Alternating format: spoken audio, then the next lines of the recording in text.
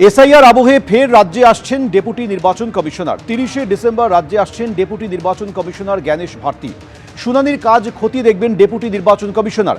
জরুরি পর্যায়ে বৈঠক করবেন রাজ্যের মুখ্য নির্বাচনী আধিকারিকের সঙ্গে। 31শে ডিসেম্বর ফিরে যাবেন দিল্লিতে, নির্বাচন কমিশন সূত্রে খবর। জ্ঞানেশ ভারতীর সঙ্গে থাকবেন দুই আধিকারিকও।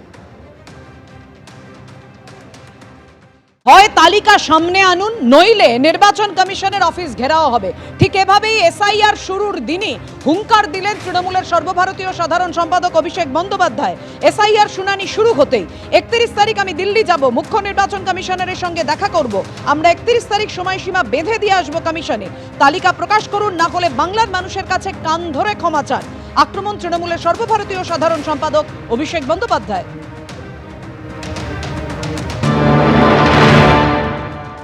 আমি 31 তারিখ দিল্লিতে নিজে যাব। আমি নিজে চিফ ইলেকশন কমিশনের সাথে দেখা করে সদুত্তর চাইব।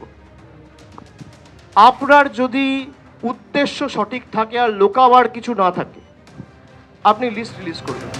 নির্বাচন কমিশনের উদ্দেশ্যে যেভাবে হুঙ্কার দিয়েছেন অভিষেক বন্দ্যোপাধ্যায়, একেবারে ছত্রে ছত্রে আজকে তিনি আক্রমণ শানিয়েছেন যে হয় এসআইআর এর তালিকা প্রকাশ করুন, যে অসঙ্গতি রয়েছে, যে ডিজিটাল ডিসক্রিপেন্সি রয়েছে সেইটা দূর করে তালিকা প্রকাশ করুন, আর নইলে এফআইআর হবে।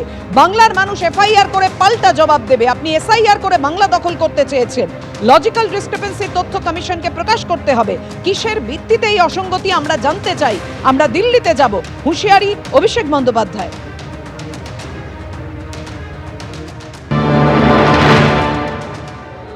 যারা বেঁচে আছে, হার্টি অ্যান্ড হেলদি, তাদেরকে দেখিয়ে দিয়েছে ডেড।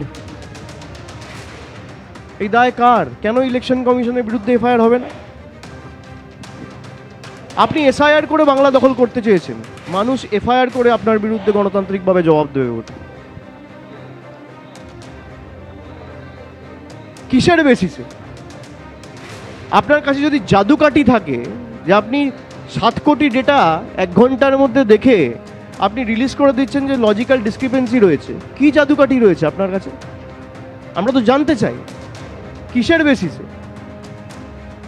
আর এই লিস্ট যদি রিলিজ না করা হয়, আমরা একটা সময়সীমা আগামী 31 তারিখ বেঁধে দিয়ে আসবো। 31 তারিখ আমাদের সময় দিয়েছে।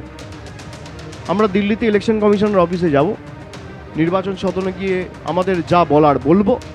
আর যদি এই লিস্ট না রিলিজ করা হয়, ইলেকশন কমিশনের অফিস ঘেরাও হবে।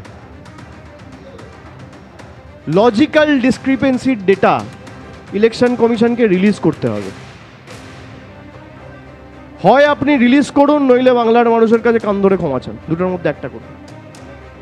রাজ্য সহযোগিতা না করে উল্টে মানুষকে ভুল বোঝাচ্ছে, পাল্টা কটাক্ষ বিজেপির। কি বলেছেন বিজেপি বিধায়ক শঙ্কর ঘোষ, দেখুন। এই রাজ্যের মাননীয় মুখ্যমন্ত্রী এবং অভিষেক বাবু যারা নিজেরা মানুষকে বিভ্রান্ত করেছেন এসআইআর সম্পর্কে ভ্রান্ত তথ্য তুলে ধরবার মধ্যে দিয়ে, সেটা আজকে পরিষ্কার। পশ্চিমবঙ্গ থেকেও অনেক বেশি নাম অন্যান্য রাজ্যে এসআইআর এর মধ্যে দিয়ে ড্রাফট ভোটার লিস্টের বাইরে থেকে গিয়েছে, যা এএসডি লিস্টে প্রকাশিত হয়েছে। ফলে পশ্চিমবঙ্গকে টার্গেট করে এসআইআর করা হয়েছে। এই ভ্রান্ত প্রচার তৃণমূল কংগ্রেস করবার জন্য আজকে পশ্চিমবঙ্গের মানুষের কাছে ক্ষমা চাওয়া দরকার অভিষেক বাবু এবং তার দলের নেতৃত্বে। অনুপ্রবেশকারীদেরকে বাঁচানোর জন্য তারা যে বিভ্রান্তিকর তথ্য দিয়েছে তা ছত্রে ছত্রে প্রকাশিত হয়েছে। এবিপি আনন্দ, এগিয়ে থাকে, এগিয়ে রাখে।